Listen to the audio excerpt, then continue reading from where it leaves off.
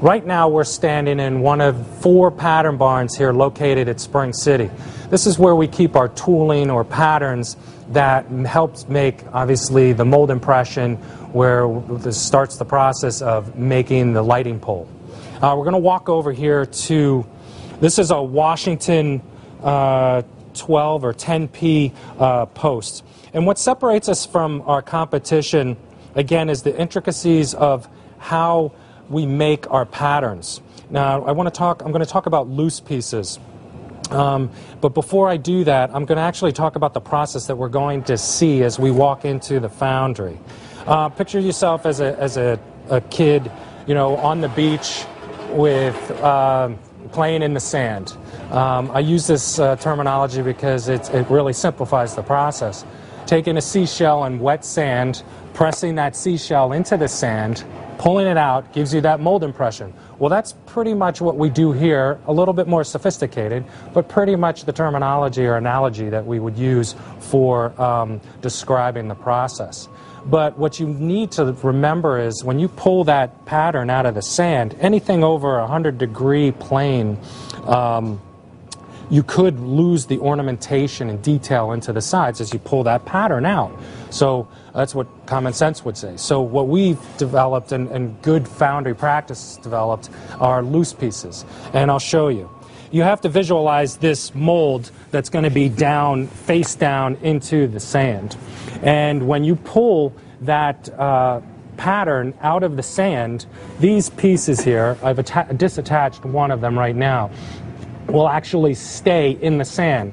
So it pretty much releases itself as you pull this pattern out. These stay in the sides, and then the master craftsman gently pull these out of the side of the mold to keep that continuity of the decorative element that's on the side of this fluted shaft, especially when you start getting into even more decorative portions of the base, like this piece here. This piece will actually stay in the mold, and they'll remove it and keep that ornate detail inside that fixture, or inside the mold cavity. That's extremely important because our product is known for its quality and its craftsmanship, and the continuation of utilizing the loose pieces enables us to really put out a beautiful product. Those other companies that don't use it get more of a washed out feeling, especially when you get into, they'll go around where the pole is all detailed, get to what's called the parting line, or the half of the pole, and you'll see it washed out, or the detail fuzzy, or they fake grind in any of the details. So it's not the best practice, and we utilize these pieces to give the customer the product that they're looking for. This post over here is a Franklin post that we use in Society Hill, Pennsylvania, or Philadelphia. We also use it a lot. Walt Disney likes the pole. They have on a lot of their piers and stuff like that a version of this particular pole. This is a Northampton base that is missing some of the loose pieces. You see the marks, the numeric marks where the pieces would be. Just a different style base. Over here is a decorative cross arm that we use for the city of Oakland. You can see the ornate detail. Again, this is what Spring City's noted for, and it's really not seen by any other manufacturer as far as the decorative element. Right now we're inside the foundry, and Ernie Knight, an employee here who's been here 24 years, one of our key master craftsmen, is ramming a Washington, D.C. post. You can see that sand that we were talking about. This is pressing the sand around the pattern, and really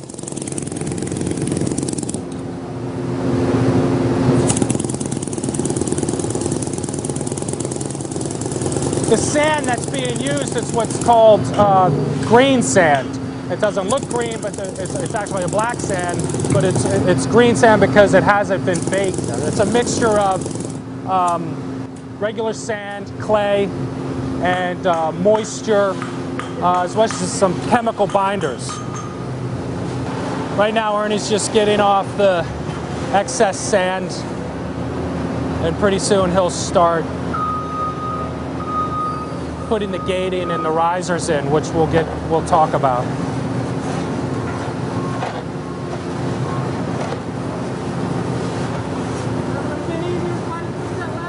I'm going to show you an example of the sand when it's compressed. Here it is. It has a little moisture in it against some chemicals in it that cause for it to bind. Once I squeeze it or compress it like Ernie was doing, that solidifies it, and that will keep the mold solid when we pour the liquid iron into these poles tonight. Now this sand is what's called olivine sand, and it's a non-toxic sand. One of the things that there's two good reasons we use this sand. One, the solidification of it. When the iron goes into this mold, it's very volatile, and it wants to push the sand and break it up, but the sand binders and the particles hold it together. The other is that it doesn't, because we don't use silica in the sand, it's non-toxic and safe for the workers here as the iron goes in at 2,700 degrees and the burn-off happens, and there's no excess fumes that could harm any of the employees here.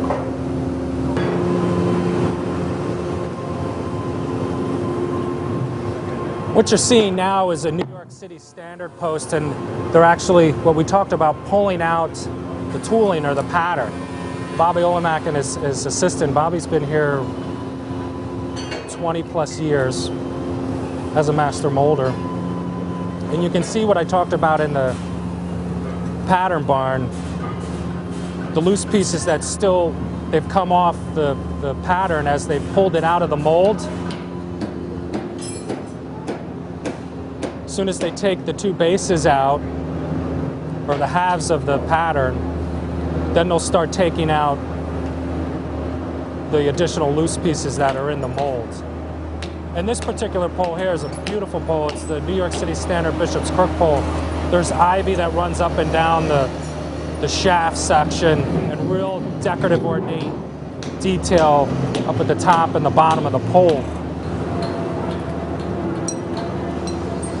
See how he's starting to remove the loose pieces down at the bottom of the base that have the decorative floral vines on the BC base.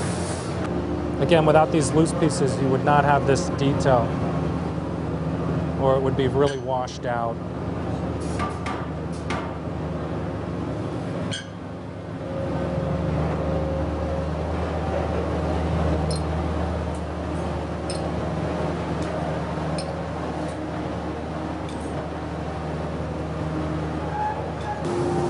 What we're looking at right now is the mold open.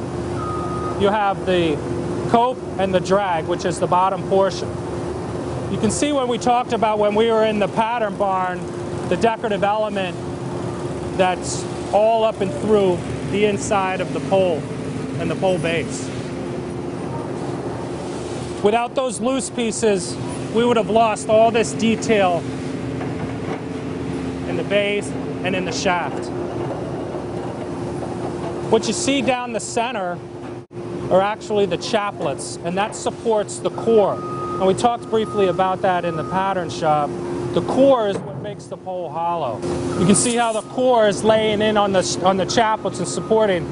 And here's the void, or what's going to be designated the wall thickness, as when the liquid iron flows through, this will be the portion of going around the entire core and into the impression of the molds.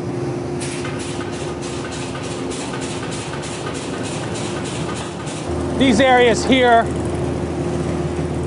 help the flow of the iron to equally distribute through the pole, as well as any excess that needs to push away from the casting.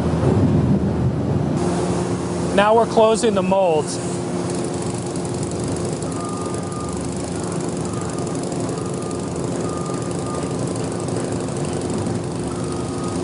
You really get a good example of the solidification of the sand and how it maintains its solidness. And we're closing the mold. You can see some of the gasketing that's around the core. Make sure that there's no seepage.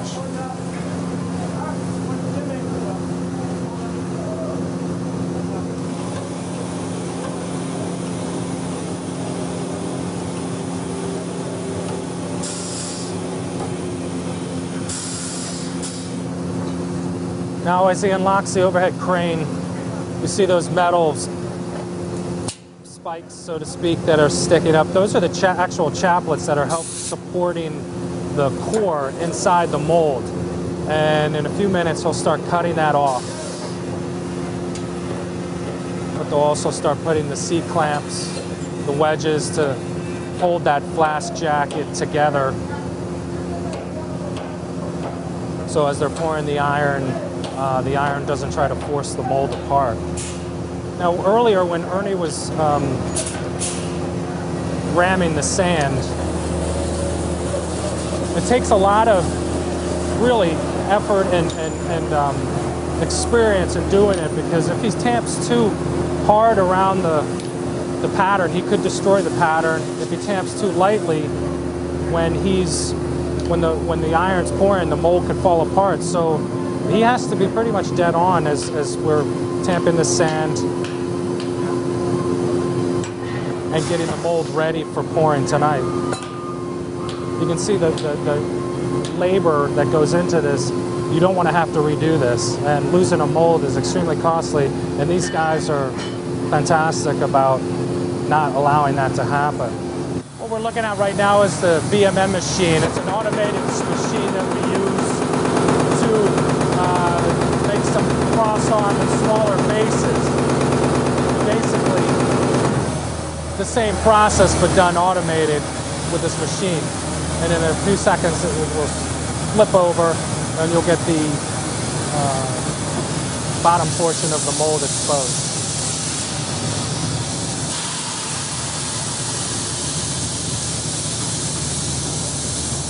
We're making Washington twin cross arms here, which is, our cross arm is what goes on top of the decorative pole, and this particular arm holds 2 light fixtures. Taking the Flask off, I'm going to bring it over to the floor so they can put the